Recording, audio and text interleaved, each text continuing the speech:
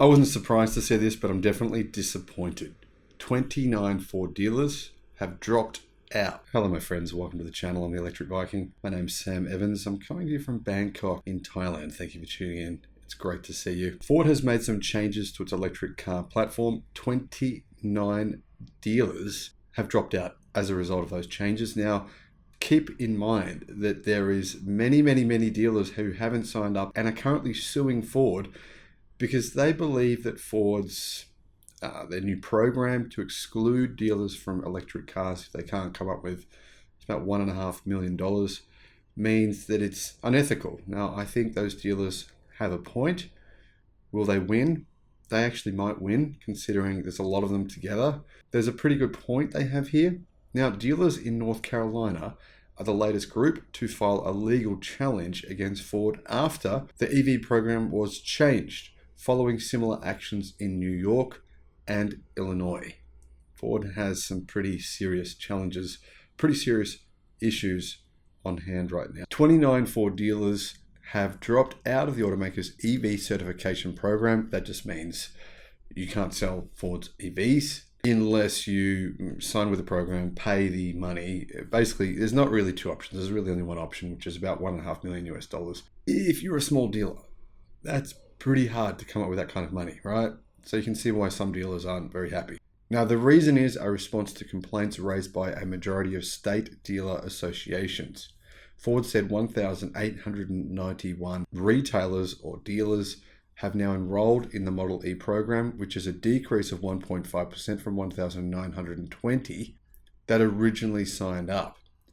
So it seems like the legal case is building steam right now. More dealers are dropping out in order to join in this class action lawsuit. Enrollment in the most expensive certified elite tier fell by 53. 53 dealers have gone down to basically being, to be honest, there's two tiers, but really if you don't sign up for the top tier, you can only sell a very tiny number of EVs per year. It's barely even relevant. So the fact that 53 dealers have dropped out of that tier means 53 dealers think that electric cars are not the future, that they don't want to sell Ford's EVs under these current stipulations. Most of the changes reported in January by Automotive News focused on easing restrictions placed on the lower price tier. Basically, a lot of dealers are saying, you know what, we want to sign up. It's too much money. Telling us we need to commit $1.5 million, but we just don't make that much profit in a year. It's unreasonable. And they have a point. General Motors, some other companies, some other brands, some other car brands, they're getting their dealers to do the same thing, to install EV chargers, to do training, to basically get set up to sell EVs. But they're helping to subsidize the cost. GM is helping to subsidize the cost pretty significantly.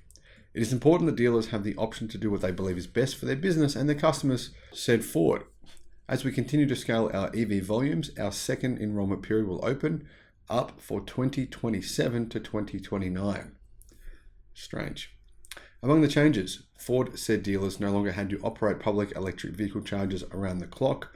Those in the certified first tier would not be capped at selling 25 EVs per year. So you can see 25 EVs per year.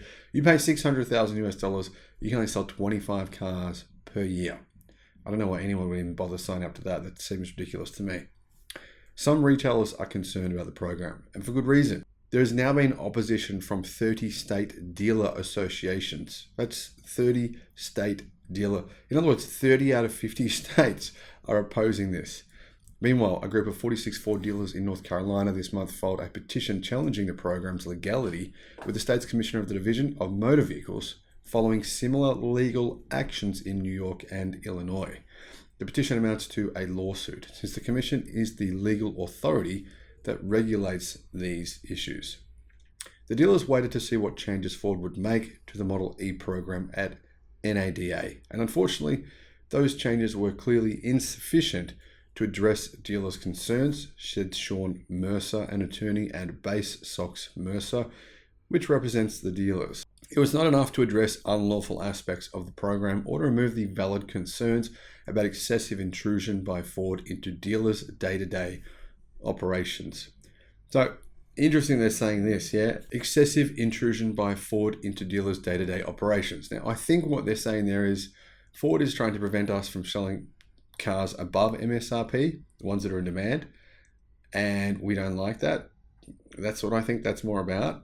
Ford, when they say day-to-day operations, Ford are saying, we're not going to send you EVs if you rip customers off or if you charge ridiculous amounts of money above MSRP. I don't think Ford cares if you charge, say, 1,000 or 2,000 above MSRP, but it's the dealers giving Ford brand a bad name that Ford are trying to go after, the ones that are selling for 10, 20, 30,000 above MSRP. So I agree with Ford on that. I think Ford does have to prevent that from happening, and they have no choice but to be a bit intrusive on what Ford dealers are doing at the moment, because some of them are definitely damaging the Ford brand. However, in the petition, the dealers allege the voluntary program is illegal. Voluntary is one way to call something that's clearly not voluntary, but anyhow, is illegal since it would prohibit those who do not opt in from selling EVs in the future. The dealers also are not pleased with the various sales practices they would be required to implement if they join the program, including setting no haggle prices and offering remote pickup and delivery. Through the EV program, Ford seeks to convince dealers or coerce dealers into expending huge sums of money unnecessarily in order to continue selling vehicles they are already authorized to sell, the dealer said.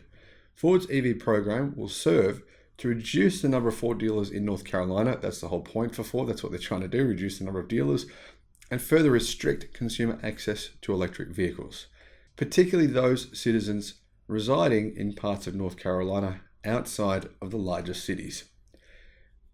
Unfortunately, Ford's program, if you're just purely objective about this, you think about it on a logical level, it is actually going to penalize the poorer places in America. It will, because that's where you have dealers that don't sell many cars. That's where the smaller dealers are. They're in the poorer areas, the areas that are outside of the very dense metropolitan cities. So it's penalizing areas that can't afford to pay $1.5 million. That's what I don't like about it. I think there should be some way for Ford to say, well, you're a smaller dealer. You don't need to invest $1.5 million. You don't need to have 4 fast chargers if you're only selling X number of cars per year. I just don't. I think this blanket rule Ford has made for all dealers. We clearly know what Ford is trying to do. They're trying to cull the smaller dealers, but maybe there's a better way that they can go about doing that. Now, what are your thoughts? Let me know in the comments, because clearly I'm not in the US. I'm looking at it from the outside. Many of you would have had experience with this. So let me know what you think. Thank you for watching. Bye-bye.